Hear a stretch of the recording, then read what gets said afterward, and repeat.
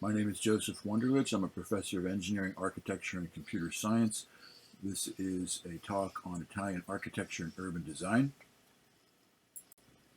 I've broken this lecture into three parts. Firstly, I want you to look at Roman times, which ended 476 AD, and then look at all times based on a website I have, a collection of many pictures and videos of trips around Europe, but specifically Italy, and then lastly look at specific time frame of 1909, 1910, when Frank Lloyd Wright lived there, and then look for some possible influences on his designs when he returned to the United States.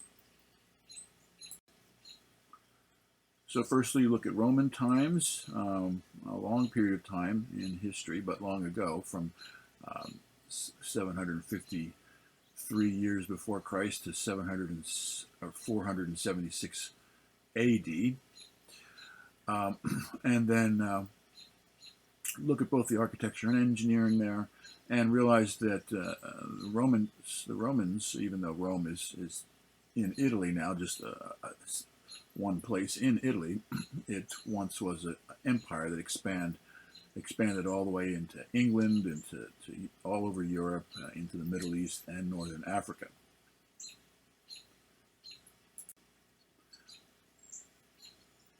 And then go onto this website, which is my personal collection of pictures and videos, and look at all the photos and most of the videos, the ones that pertain to Italian architecture that you can see. And then lastly, go in and look at these excerpts here from a lecture series. You don't have to click back in there. If you're in the course Frank Lloyd Wright, you might want to, or other courses of mine, architecture courses of mine. However, you can just look at these following slides. And so these slides are excerpts from the fourth part of a lecture series I have on Frank Lloyd Wright, specifically on this short time frame here between ages of 42 and 47, where some life-changing things happened for Frank Lloyd Wright. This is my own summary slide I'm inserting into all of the lectures based on the refinement of everything Frank Lloyd Wright said, conforming to the site, pinwheel planes, cruciforms, broad chimneys, and long overhangs in the prairie style, certainly folded plane in the form, human scale, form and function R1, simple geometries like the four-bowl blocks, open floor plan, orchestrating the sun, destroying the box, natural state of materials flowing in between inside and outside, bands of windows, framing views, the Engawa, compression and release technique to magnify the final space, natural materials, innovating materials, warm, optimistic tones, and fixtures, furniture built in, music everywhere, music in the architecture itself, inspirations from Japan and Italy. They live in PIESOLE, Italy, a town overlooking Florence, Firenze, Italia. Here's the actual place that they stayed, the Belvedere, Villino, Belvedere Villa.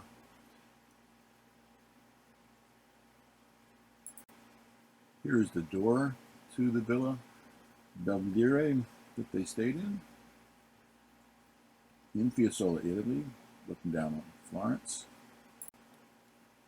There's a plaque on the building honoring Frank Lloyd Wright.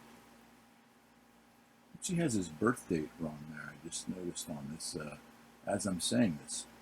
He did fib a little bit about his actual age, and his mother went along with it to make him seem a little more precocious. He was actually born in 1867, but he would fib about being born a little later, so he would seem like a young prodigy a little more.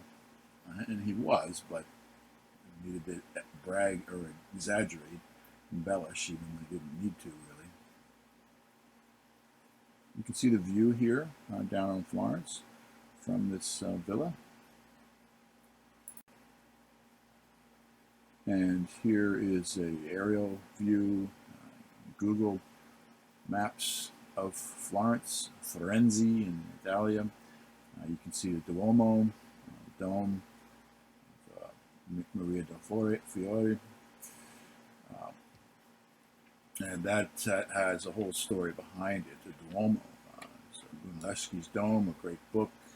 I would highly recommend it. Maybe I'll make that required reading in one of the courses. My son had to read that for his schooling. And then you can see the relative location here up in the top right where they lived in PIESOLE. Also, you'll see a link here that says read. I'd like everybody to click on that, students certainly, and read this article about the details of when Frank Lloyd Wright lived here.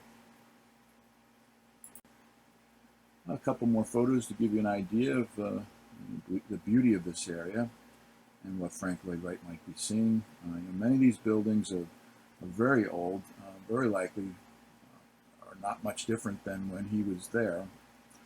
And things in Italy don't change that fast. The buildings certainly, that's a good thing.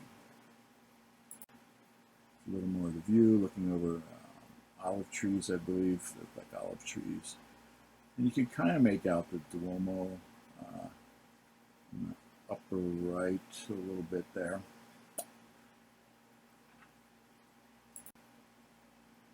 And then here is a picture again of where they stayed, and then where I was staying in 2004, very close, in PIESOLE.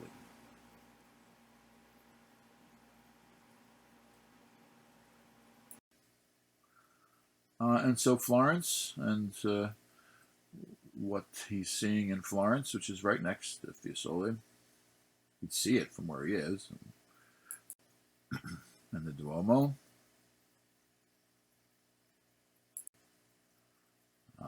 Michelangelo's David is there also. Definitely worth seeing. And there's a whole museum of sculptures, marble sculptures, connected with this, or as part of this. So this is the type of architecture he would be seeing on the left here as he's staying in PIESOLE, Italy, overlooking Florence.